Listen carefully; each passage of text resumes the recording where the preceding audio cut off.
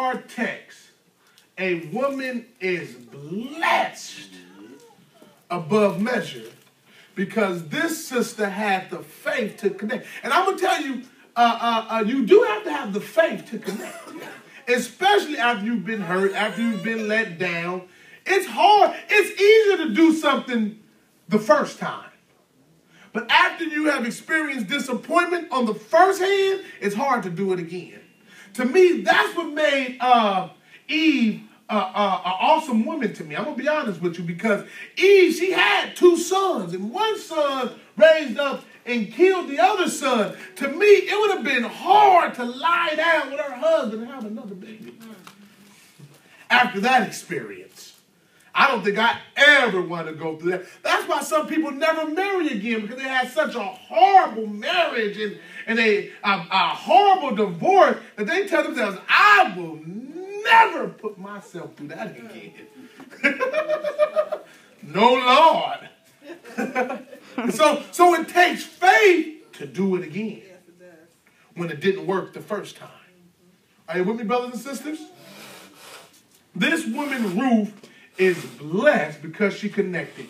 This thought popped in my head when I was preparing that statement that says, it's not what you know, it's who you know. Amen.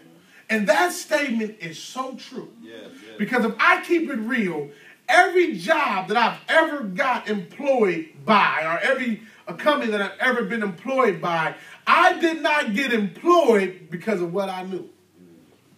I got employed because of who I knew. I was able to put on that application such and such and such and such, and they vouched for me, which got me the employment, brothers and sisters. Life is just not about what you know. It's about who you know.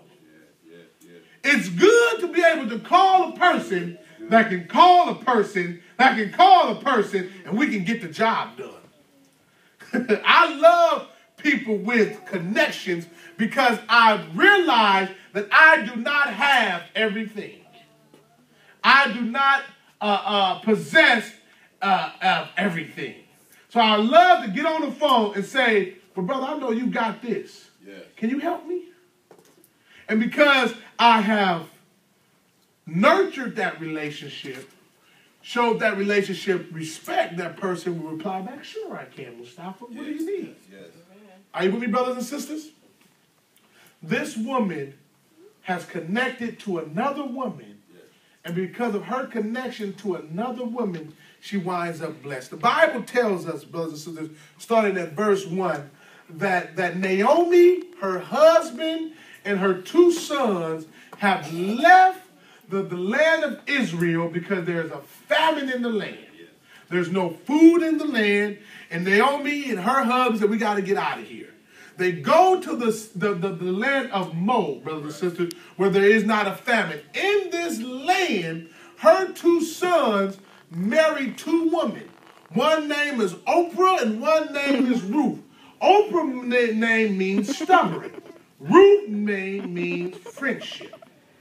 Her 2 sons married these women. They're living a good life. They're having a good time. I'm sure they're building. They're going forth. And in this time, brothers and sisters, the Bible tells us, and this is all in verse 1, that Naomi's husband dies and her 2 sons die. And only that's left is these 3 women. Both of the boys is dead, and now the husband is dead. And now you got these 3 women dwelling together.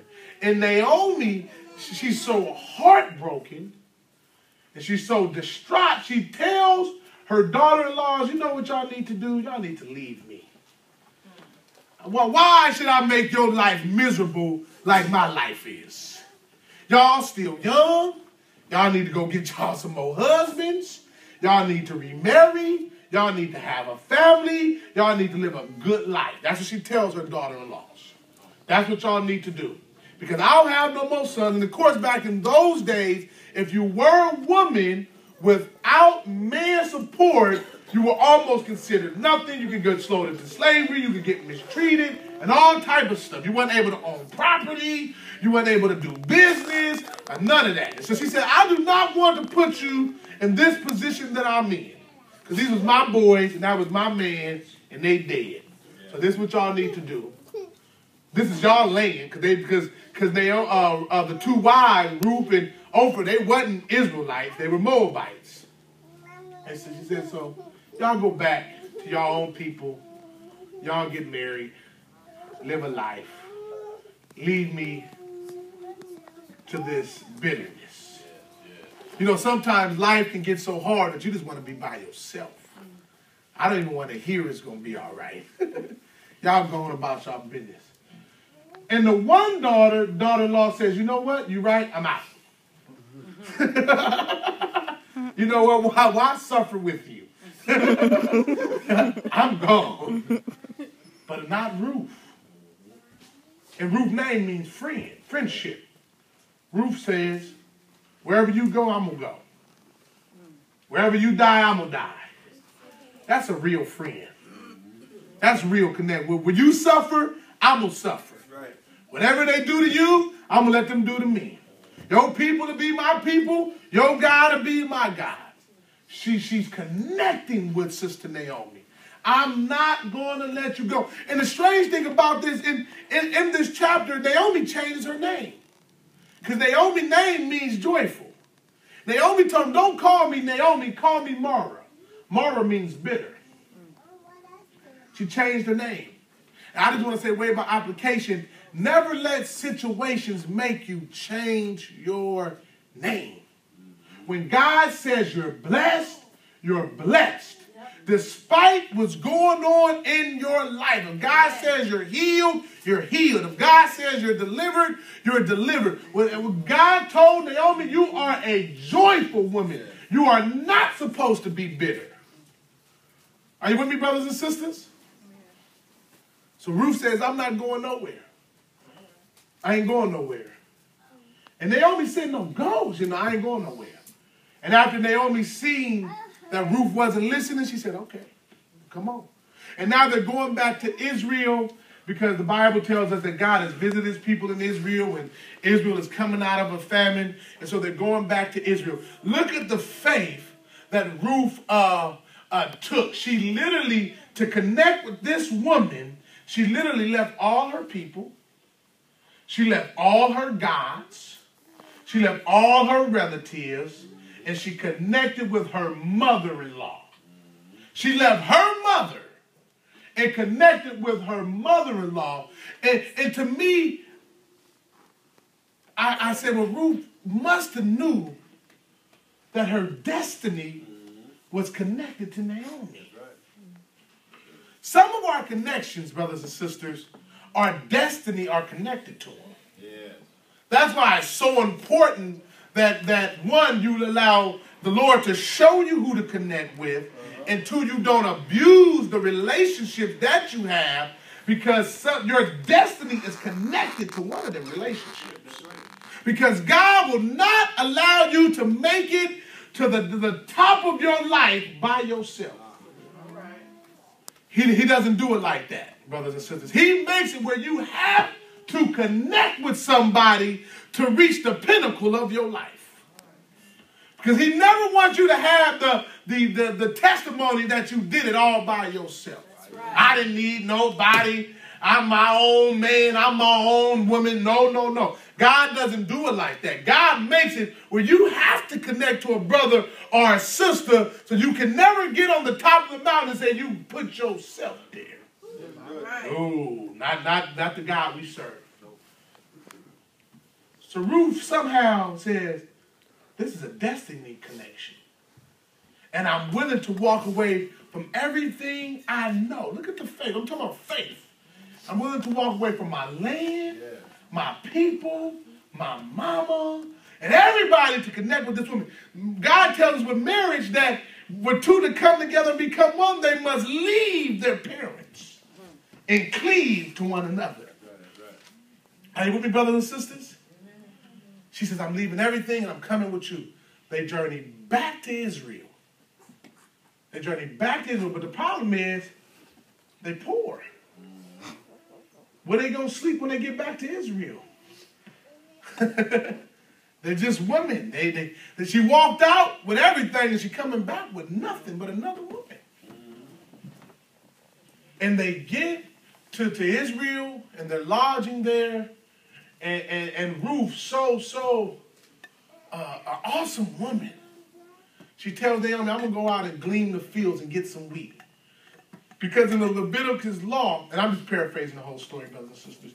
In the Leviticus law, God made it that when the reapers are gathering the wheat, they have to leave some for the poor and the widows. He made it where you can't eat all of it. Right. You got to leave some in the field. So Ruth goes out there to get food for her and her mama-in-law. The Bible, study tells us that Naomi's around 50 years old. Ruth is a younger woman. So she goes out and says, well, I'm going to get us some wheat, so we can eat tonight. Right. So the Bible tells us she is gleaning behind the reapers. You know how she's getting the wheat? She's going behind the people that's gathering the wheat. And the Lord showed me in connection, if you want to have something, you have to connect with people that have something. You will never get something until you glean behind the reapers, brothers and sisters. So but to glean behind the reapers, you have to make yourself as a servant. Yeah. You can't go in with a haughty spirit. You can't go in with a prideful spirit trying to get something from somebody. Yes. Does that make sense? But you, to connect with the reapers, to connect with people that have are going where you're trying to go, you have to humble yourself. So while they're chopping the wheat and putting it in their large sacks, she just a quiet old woman, just putting her little handfuls in her sack. She got behind the reapers. God told me to tell you, get behind the reapers. Get behind the reapers. Connect. Don't be intimidated about people that are successful. Don't be standoffish by people that are successful. Yeah.